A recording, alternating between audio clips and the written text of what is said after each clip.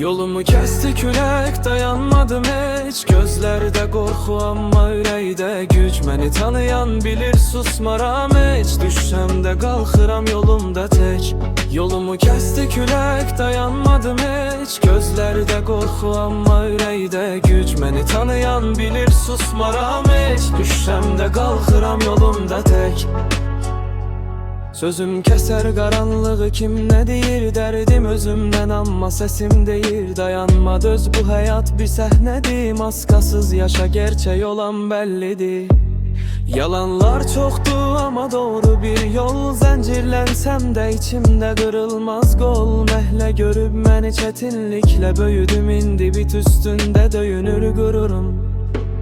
Yolumu kesti külək, dayanmadım heç. Gözlərdə qorxu, amma ürəkdə güc. Məni tanıyan bilir, susmaram heç. Düşsəm də qalxıram yolumda tək. Yolumu kesti külək, dayanmadım heç. Gözlərdə qorxu, amma ürəkdə güc. Məni tanıyan bilir, susmaram heç. Düşsəm də qalxıram yolumda tək.